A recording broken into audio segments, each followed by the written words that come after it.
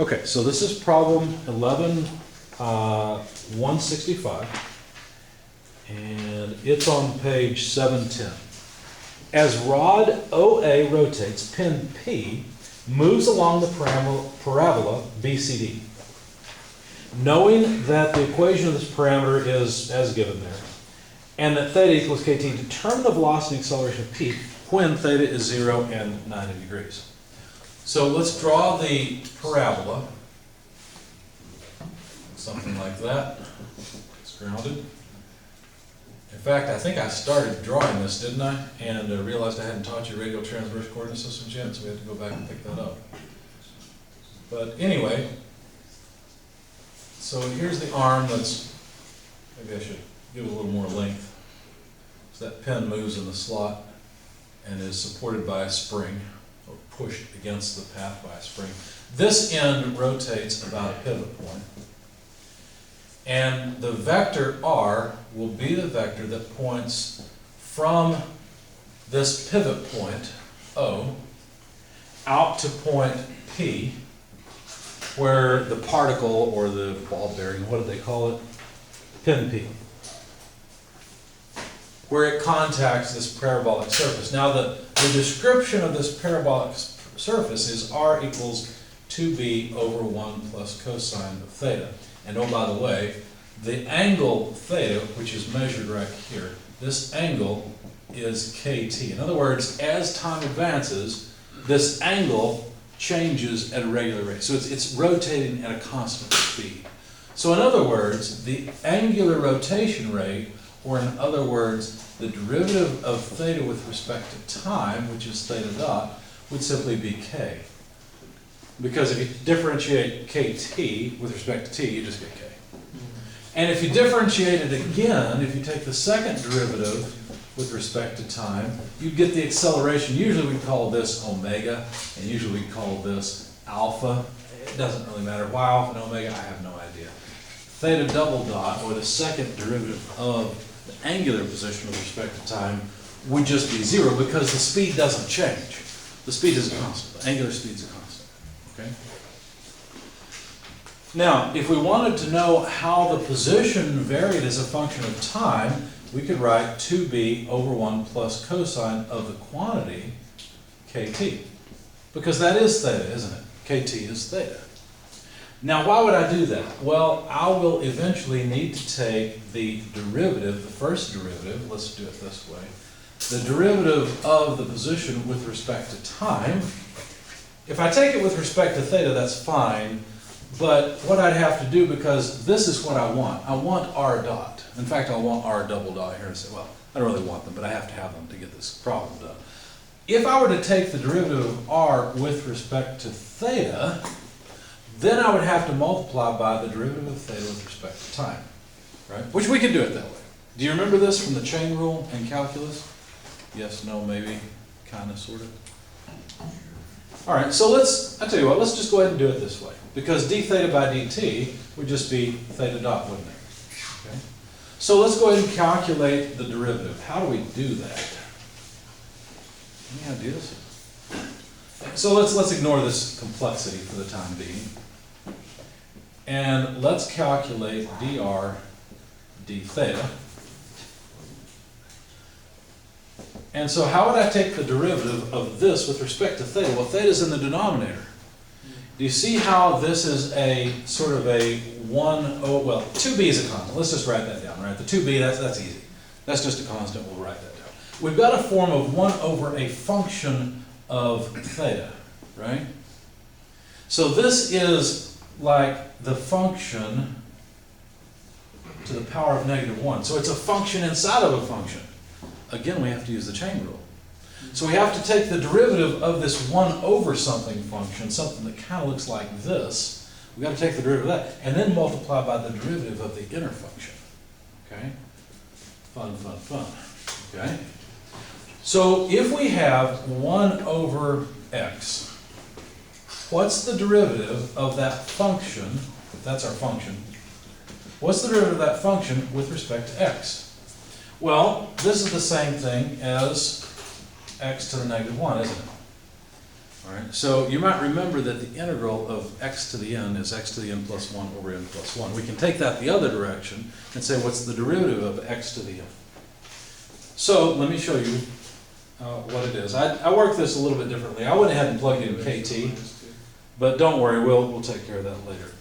So really what we have is negative 1 over 1 plus cosine of theta quantity squared. What the heck is this? Well, if we have x to the negative 1 and we differentiate it, what do we get? We get x to the negative 2, right? It's actually negative x to the negative 2. Because what you do is you pull down that negative 1 and you subtract 1 from it. Remember that shorthand version of calculus? Yes, no, maybe, kind of. Let me give you a hint about this. We're going to pull a trick here in just a minute that I will welcome you to use. We're going to use a table of derivatives or integrals or an integral calculator online if we need to. This is not a calculus class, and I don't expect you to really do calculus. If you struggle with this and you don't know how to do this, no problem, go look it up. All right? I have no problem with that. You can do that on tests as well. But we're not done because I need to differentiate r with respect to theta. All I've done is differentiate the 1 over part of it. So I've got to multiply by the derivative of the inner function. The inner function is 1 plus cosine of theta. If I take the derivative of 1 with respect to theta, well, 1's a constant, it doesn't change, so that's going to give me a big fat 0, right? But if I differentiate cosine of theta with respect to theta, what's the derivative of cosine? Negative sine. Negative sine, excellent. So minus sine theta, but that's still an inner function, isn't it?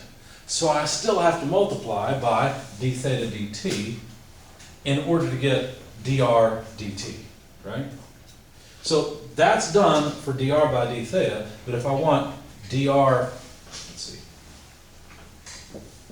let me do it this way. If I want dr by dt, which is r dot, then I will have to take dr d theta multiplied by theta dot, okay? So let me cheat just a little bit, change this to a t by adding theta dot. Make sense? So that should be the derivative with respect to time. But we already know what theta dot is, right? Theta dot is just k. So basically this is just multiplication by k. We also know what theta is. Theta is kt. So we can replace each of the thetas with kt. And now we have r dot in terms of time, okay? Or a function for r dot in terms of time. That was so much fun. We get to do it again. We get to take this. Here, let's simplify just a little bit. So r dot is equal to, let's see, negative times negative is positive. So it looks like we'd have 2b from there, k from there. The two negative signs cancel. Sine of kt divided by 1 plus cosine of kt quantity squared. Let's make these square brackets to make it easier to see. That's r dot. You give me a particular time, and I will tell you what r dot is equal to. Now maybe this is too difficult because what they did is they said, well, tell us what did they say? Tell us what the acceleration is at what times? Well, when theta equals, let's do it this way. What's the acceleration when theta is equal to 0 degrees and when theta is equal to 90 degrees? Okay. So maybe I've gone too deep here by going all the way to time. Maybe I should have just stuck with theta and that would have been okay. I don't know. We'll figure that out in just a minute. Okay? Because I really haven't quite finished off this problem. I just took care of all the derivatives and then didn't plug in the answers. But anyway, so I just want to show you something because I know that all of you are concerned about calculus. So I want to show you that you can use online tools to take care of the calculus part. Okay? It may be a little bit of algebra to work with it, but you can do that. So now, just real quick, why am I bothering with this r dot and theta double dot? And by the way, r double dot is going to be a huge pain. So why am I even bothering with it? Well, the reason I'm bothering with it is because the acceleration in radial transverse components is given by, where's the equation? Go to page 695, please. Equation 1143. And it looks like this. The vector, the acceleration vector, will be equal to the second derivative of position with respect to time, or not position, but the vector r, minus the vector itself, or well, the length of it, times theta dot squared in the radial direction, plus r theta double dot plus 2r dot, let's make it look like an r, theta dot, in the transverse direction. So maybe it would be a good idea to go ahead and figure out what the radial and transverse directions are. I've drawn the vector from O to the point that's moving. So you tell me, how would I draw the direction, or the radial direction, unit vector? Which way would it be? Just continues on, doesn't it? Right? So it's just in the same direction as the position vector r. What about the transverse direction vector? Tangent. Well, not tangent, but it's in the direction of increasing theta. Okay? So that would be like that. You see? There's our radial vector. There's our transverse vector. Now, you can begin to see why this is so complicated, right? Because we're writing the acceleration at this point, rather than in terms of the path, we're writing it in terms of this arbitrary vector. Which, by the way, I forgot one thing. I forgot to draw what b is. And b is this dimension. How far back O is from the peak of the parabola. I think that's all I forgot. Well, they describe parabola P or BCD, but I'll leave that off for now. It's just this parabola here. So basically, I need the time derivative of, well, r and theta, as well as the second time derivative of r and theta in order to answer these questions. Okay? Now, how are we going to get r double dot? We've got to take the derivative of this with respect to time, but look, we've got time here and time here. You feel like your calculus chops are up to that? Mine either. So you know what I did? I went online. So what I want you to do, grab a device, if you're not sitting by someone, or if you don't have a device, sit by someone or find someone who has one, laptop, whatever, and see if you can find a site that will differentiate this for you. So look for online differentiator or online derivative calculator, whatever you want to call it. Because I want you guys to be comfortable enough to be able to do this, at least on homework. I wouldn't ask you to do something this complicated on an exam. But for homework, I might. So look up an online derivative calculator, please.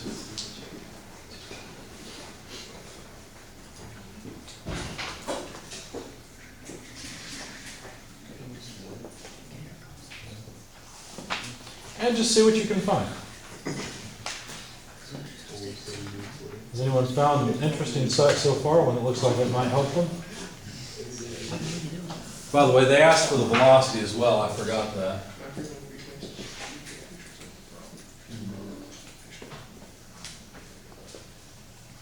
So I found a derivative calculator. I don't think I made a note about the address, but I did find a differentiator online. And I could type in this equation and have it differentiate with respect to t. That way I didn't really have to remember how to do it, and I could assume they did it right, and away we go. So you might say, well, why did I spend all that time wasted learning calculus? It wasn't really wasted. It's important that you understand what a derivative and what an integral are, and have some appreciation for the difficulty in calculating them, and the fact that we can't calculate all of them. There are some integrals people don't know how to solve except numerically.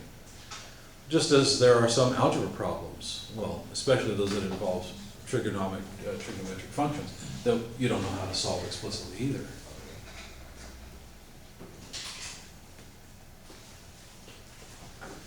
All right, you want to see the result that I got for the second derivative from a derivative calculator? Oh, here it is. I did write it down. Derivative-calculator.net. That's the one I used. How many people are you using that one? One of you found it, or two maybe? So here's what I found. R double dot is 2bk squared times the quantity of 2 sine squared of kt plus cosine squared of kt plus cosine kt divided by cosine, I keep trying to write cosine, kt plus 1 quantity squared. How do you get from here to here? You take the derivative with respect to time. Beyond that, good luck. That's why I use a calculator. Why not? All right. So there's our second order derivative. Now let's push pause on this for just a second because I forgot they wanted us to find the velocity, and that's a whole lot easier to find. Go back to page 695, please, and look at equation 1142. Equation 1142 is the velocity equation where we can write the velocity of a particle in terms of the vector r, in particular the rate of change of the length of the vector r in the radial direction, and the length of the vector r times the rate of change of the angle of the vector in the transverse direction. Okay? So if we just have r dot and theta dot, we can get the velocity. Well, I guess we need r as well. So could we calculate the length of vector r? Sure, that's easy.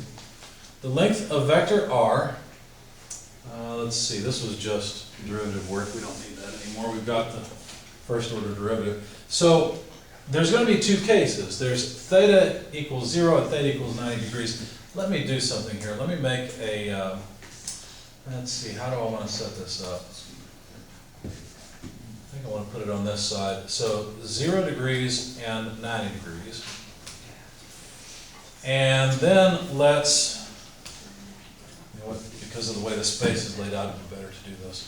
0 degrees, 90 degrees. And let's make a table for r, r dot, r double dot, theta, well, I guess we've already got theta going. So theta dot and theta double dot. So if we plug in 0 degrees, cosine of 0 is equal to what? 1. So 1 plus 1 is 2. 2 over 2 is 1. We just get b. So the length of r is b at theta equal to 0. All right? What is the length of r when theta goes to 90 degrees? Cosine of 90 degrees is 0. If you don't remember, make yourself a little cosine graph. So here's theta. We draw a cosine. We know cosine is equal to 1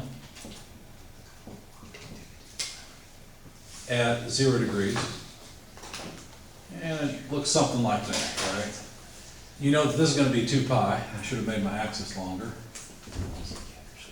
Or 180 degrees. No, 360 degrees. I think so.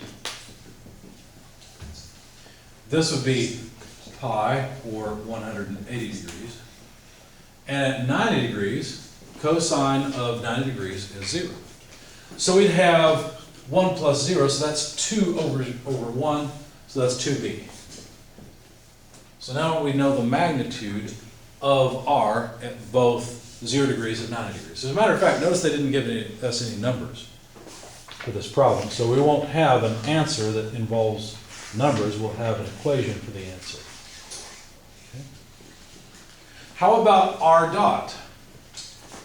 Well, let's see. For r dot, I guess we could plug in theta instead of time, couldn't we? Because they told us the angle theta, we know kt is theta, so let's go back to theta. And maybe life would have been just a little bit easier for the second derivative had I stuck with theta, but kt is theta, so let's just plug in theta here. I suppose we could have left it as theta and just differentiated with respect to theta. But then it wouldn't be r double dot, would it? It would be the derivative with respect to theta. So anyway, let's see. We've taken care of r in both places. Now let's take care of r at 0 degrees. Well, this is an easy one. I'm saying r, I mean r dot. R dot at 0 degrees, well, sine of 0 is what? Sine of 0 is equal to 0. Sine starts here. It goes up, right? So this is going to be a big fat 0. That means r dot is 0, right? Whereas at 90 degrees, sine is equal to what? It's equal to 1, isn't it? Okay. So it's like it's not there. At 90 degrees, cosine of 90 degrees is 0, so we're going to have 1 squared. So this is nothing more than 2bk. See that? So there's the length of vector r. Which doesn't make sense to me, because I would have thought that k would not appear. Because k tells you how theta changes with respect to time. Seems to me that would just be 2b again. I'll have to think about that. I may correct myself on this a little later, but let's stick with what we've got so far. Because r dot is defined as the derivative with respect to time, not the derivative with respect to theta. So let's leave it like it is. Oh yeah, the rate. Yeah, that would be. K would be involved because that would give us the time dependence. Okay, so that makes sense. K does 1 there. How about r double dot? Well, this looks a whole lot easier once we realize we're dealing with 0 degrees and 90 degrees, doesn't it? So let's just, let's go off to the side here. And let's just plug in, let's see, I need some space. R double dot, 2bk squared, that's this part. Everything else looks like sines and cosines. So at 0 degrees, we're going to have 0 squared if you like. Plus 0 degrees, that's going to be 1. 1 squared is still 1. Plus 1 divided by, well, 1 plus 1, so 2 squared. So that's not there. We've got 2 essentially over 4. So that's 2 times 2, so it looks like all that cancels and we get bk squared. So r double dot is bk squared in the case where theta is 0 degrees. On the other hand, in the case where theta is 90 degrees, well, that's even better. Because at 90 degrees, all the cosine terms are going to just go away, and the sine term is going to go to 1. So we'll have 2 times 1 squared, plus 0 if you like, divided by, well, 0 squared, divided by 0 plus 1 squared. So this is pretty simple. This is just 1. That's just 2. 2 times 2 is 4, so 4bk squared. Right? It looks a whole lot more friendly than it did in this form. What about theta dot? Well, we've already discovered theta dot. Theta double dot is 0 in both cases. We figured that out early on, right? Whereas theta dot is k regardless of the angle theta. So now we've got all of the pieces of the puzzle that we need in order to answer the question that was posed, which is, what's the velocity and what's the acceleration? So let's take the velocity first. We need r dot, so let's I tell you what, let's do it this way. Let's deal with theta equals 0 degrees first and take velocity. Velocity would be r dot 0 er plus r b theta dot k in the e theta direction. So there's the velocity at theta equals 0 degrees. How about let me go down here. How about at 90 degrees? There the velocity will be equal to, let's see, we need r dot, so at 90 degrees, r dot is 2bk times er plus the length r, which is 2b, times theta dot, which is k, in the transverse direction. So basically, 2bk times er plus e theta, if you wanted to write it that way. I'll leave it as components that way. Okay? There's the velocity. How would we interpret this? The velocity of this point when theta equals 0, well that pin's going to be right here when theta equals 0, won't it? So the velocity will only have a transverse component. That makes sense. It's at the furthest extent of the parabola. The only direction it can move is vertically. Does that make sense? Because think about it. As it was moving, it had some radial velocity here because the parabola is changing length from this position. But once you get here, that's the maximum distance of the parabola from O. Okay? So that actually makes some sense. Now it turns out at 90 degrees that the motion in the radial and transverse directions are equal. So, or their velocities are equal. So that what that means is that the slope at 90 degrees must be a 45-degree angle because our radial and transverse components are equal to each other. Okay? I guess that's what I think it means. I may be corrected on that. But certainly the magnitude in ER and E theta, or the radial and transverse directions, are the same. What about the acceleration? This will still be theta equals 0 degrees, so, but I need some space, so I'm going to go over to this side. For that, I'll need to write r double dot, let's see, so it's 0 degrees, bk squared, minus r b, theta dot, k, in both cases, but we need theta dot squared, er, plus r, 90, or well, at 0 degrees, that would be b, theta double dot, 0, plus 2 r dot, 0, theta dot, okay, in the transverse direction. Now, bk squared minus bk squared tells me we've got 0 in the radial direction. And looks like that's a 0 also. So this is just a big 0. There is no acceleration when theta is equal to 0. Okay? What about for 90 degrees? What do we get there? All right. We need the vector A, the acceleration. To get it, we need r double dot. So at 90 degrees, r double dot is 4bk squared. Minus r. R is 2b. Theta dot squared. Theta dot is k squared. And that's in the radial direction. Okay, next piece of the puzzle, so to speak, is r. So at 90 degrees, r is 2b. Theta double dot is 0